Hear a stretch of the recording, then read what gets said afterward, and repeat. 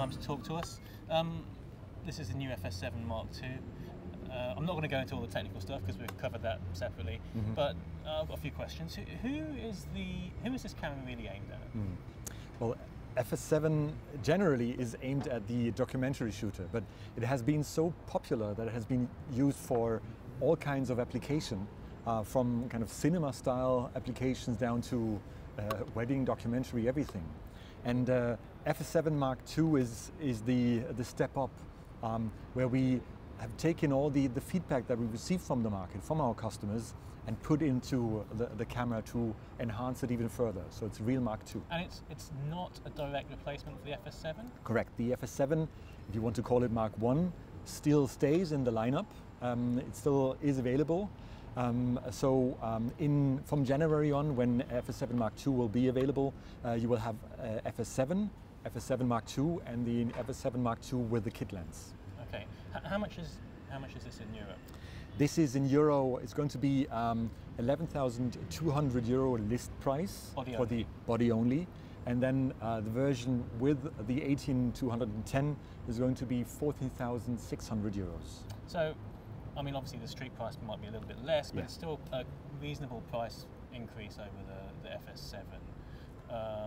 For that, you get better ergonomics, the locking mount. Correct.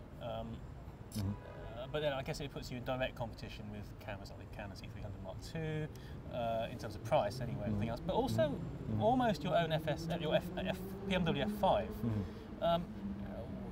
Why would you go for this over the F5 or the F5 over this? Because they are really close now. Indeed, it's not so far away.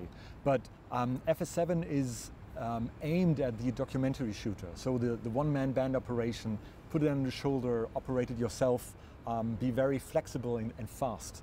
While F5 is aimed at the very creative part with the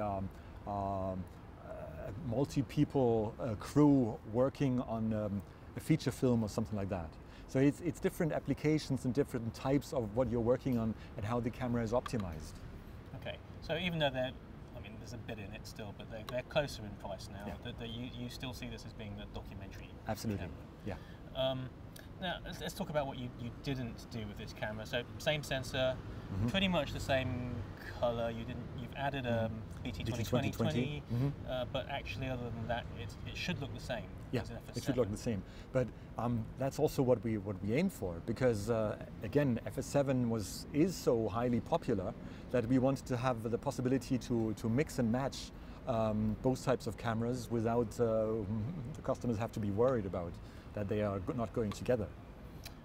In terms of if you're an FS7 owner now, to get these features, can you upgrade the camera in any way? Is there retrofit parts you can buy? Or? No, unfortunately not.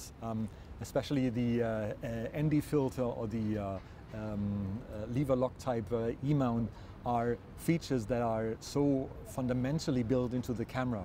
So it cannot be upgraded. So this is not just a plate with a mount, it's actually a re-engineering of the inside. Correctly.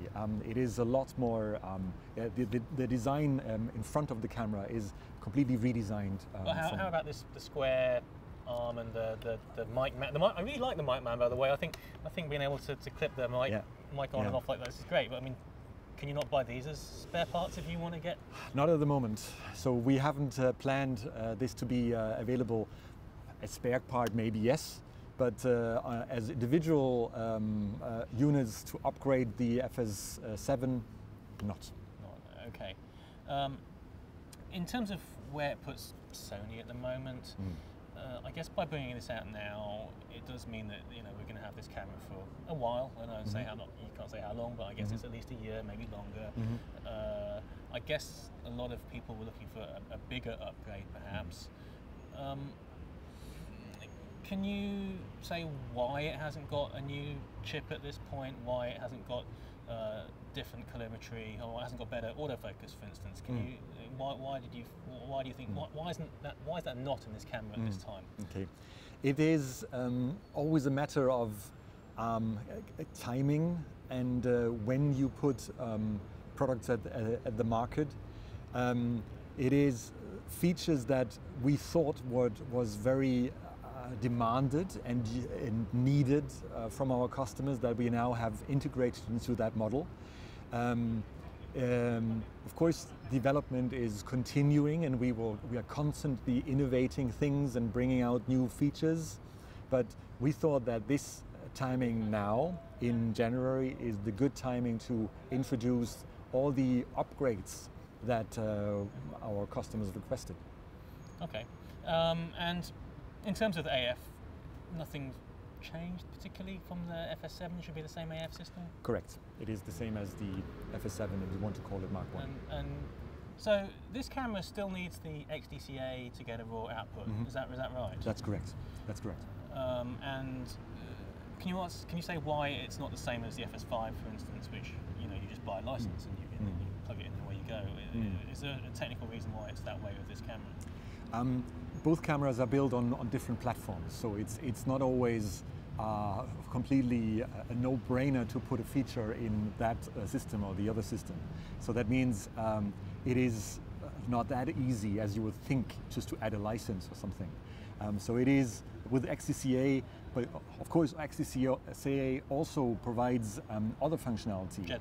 Genlock, yeah. Timecode, ProRes recording, V-mount. So there are other functionalities that you have with the XDCA FS7 that you can still use with the FS7 Mark II. And in terms of the XDCA ProRes recording, is it still HD only, or is it HD and 4K? Correct. That's true. That hasn't changed? That hasn't changed. The XDCA features and functionality is still the same. So HD only ProRes recording, but inside of the camera.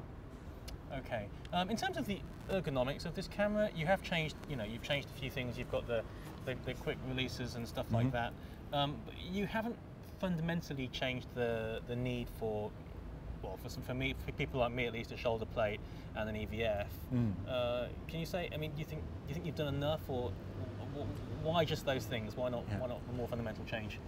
Well, again, based on customer feedback, we did some improvements in a lot of areas where we thought that this definitely makes sense. But generally, the feedback of users of FS7 has been very positive, and they like the ergonomics, they like the design, they are maybe used to the design, and would not like to change that much. And to be clear, you have made some very nice little improvements. I mean, like the extra function buttons here and there, the feel of the function buttons on the other side. Yeah. Yes, I can see how you've listened to viewfinder, the viewfinder, the little shade you get here. Correct. They're all nice little touches, which make it more usable. I guess just for me, I was hoping perhaps that this would be a more transformational camera at this stage, but I guess we'll have to wait a bit longer. Claus, thank you very much. You're welcome. Thank you.